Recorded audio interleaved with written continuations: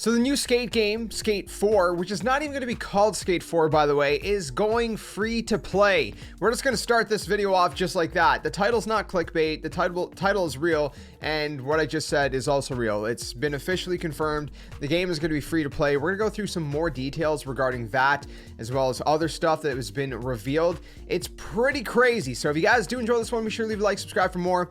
Obviously, whenever this new Skate game comes out, which is probably still a long ways away, who knows? The world might be over by then. At this point, you never know, right? But Lord willing, if all things go as planned, we're gonna be playing it here on the channel. Of course, it's gonna be a good time. You guys know I love skateboarding culture, skateboarding games. I grew up with it, and I know a lot of you guys came to my channel from my Tony Hawk Pro Skater stuff and some of my skate stuff and all that stuff. So it's a lot of stuff. So let's talk about some skate stuff, because we got, like I said, a lot of information that has been revealed. There was kind of a whole 18-minute sort of boardroom video that they posted. If you want to check the entirety of that out, I'll link it down in the description below. There was also an article, an interview that was posted by The Verge. So we got, like I said, a lot of information coming out. Of course, if you missed it, we got the was it 3 pre's? I think it was alpha gameplay revealed. I did kind of a little reaction to that as well. So yeah, lots of stuff going on with Skate. Now, like I said, it's going to be free to play, and instantly the first reaction a lot of people have, let's just get that out of the way, is nervousness. It's not nervousness because of Full Circle. Full Circle is the developer. A lot of people have faith in them for creating this game. And the nervousness comes from EA, right? EA doesn't have a good track record, especially with free-to-play games. It's just, there's a lot of nerves to be had there, right? So that's where I think a lot of people's kind of uneasiness is coming from.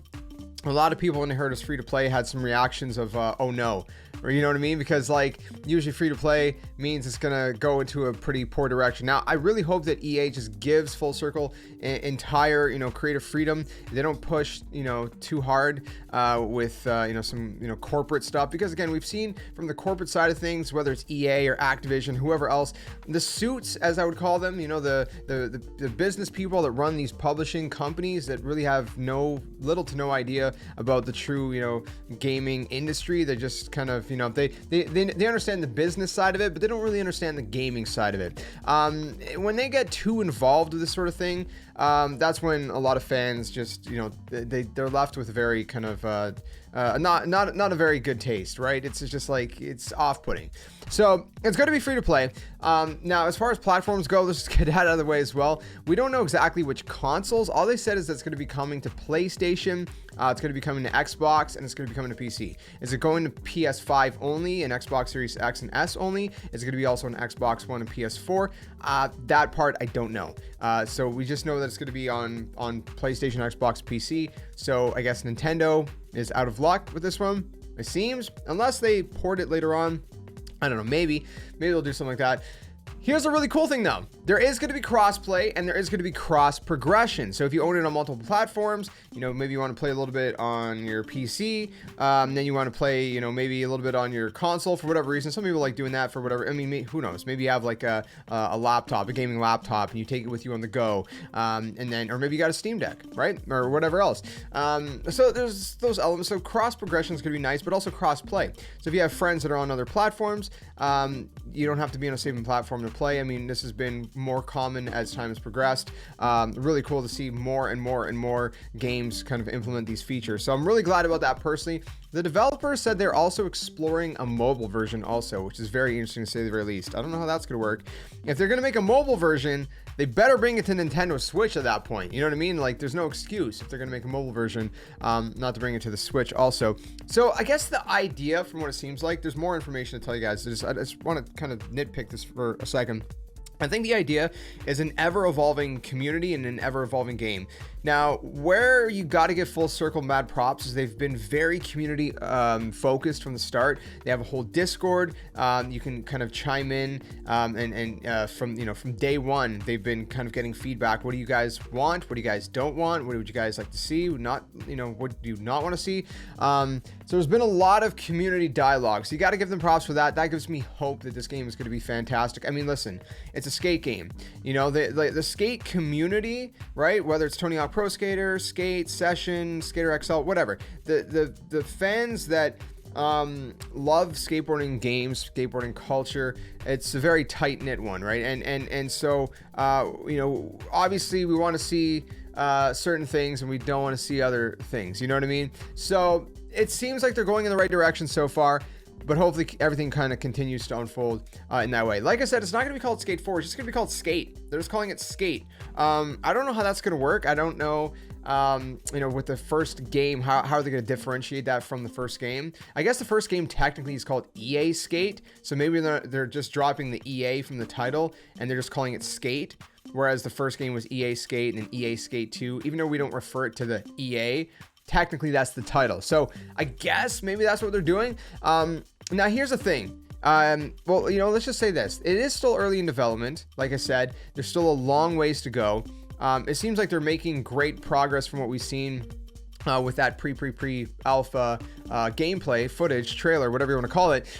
But there's still a long ways to go. So, you know, we're not going to get this year, that's for sure. I don't know when. Is it going to be next year, 2-3 years? I have no idea. You know, obviously anything is subject to change. They can make, you know, smooth progression. They can hit a roadblock. Anything can happen. Now, there's one other thing to note. Not one other thing, but one other important thing. And that is, with free-to-play, oftentimes comes microtransactions. And yes, that is confirmed. There is going to be microtransactions in this game, but they said that it's going to focus. It's not going to be one of those you know, pay to win kind of formats. It's going to be focusing, they said, on cosmetics, and they put in quotations, convenience. Well, I'm saying quotations. I'm putting in quotations technically. Cosmetics and convenience.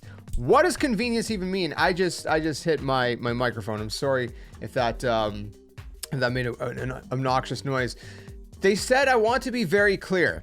It's not a pay to win game. So they're making that abundantly clear. It's not a pay to win game, but they said microtransactions are going to be cosmetics and convenience. What does convenience mean?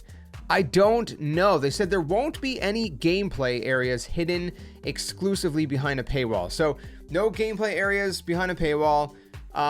Cosmetics, sure, I can get behind, whatever. Okay, whatever you want to, you know, have some certain cosmetics that you unlock in the game, you know, additional, you know, rewards that you can use real currency.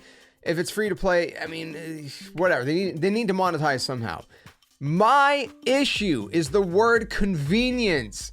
What does that mean? Does that mean you could buy, like, I mean, obviously you can't buy stats because they're saying it's not pay to win, and technically that would be pay to win. So what is convenience? I wonder. I really don't know. They're not really going into any details. All they're saying is that it's not pay to win. There won't be any gameplay areas hidden exclusively behind a paywall, and players will not be able to buy any gameplay altering advantages.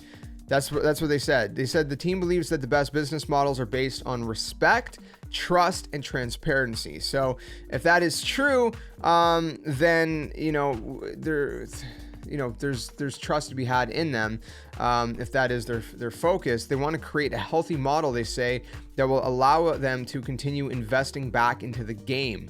So they really want to continue to build it, continue to invest in the game and all that different stuff.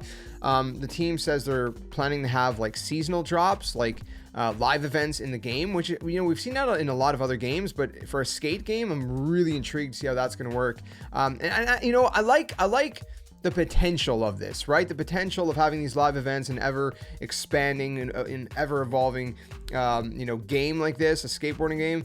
I like the potential, but again, what's making people kind of iffy is it could be very hit or miss. It could either completely, fall flat on its face and it just could be a huge flop, or it could be super awesome and, just something that we end up loving for years and years to come. They said they're still exploring different options, things like that as well. So, again, I don't know. At the end of the day, there's a lot of trust to be had in Full Circle as developer. The sketchiness is in EA and how much EA is going to push stuff and if that's going to tarnish the game at all. Because, like I said, once you get the suits involved and they kind of start pushing things that they don't really fully know, a whole lot about, things can kind of go sideways. So hopefully all goes well. Again, I think this model does have a lot of potential to be a great thing.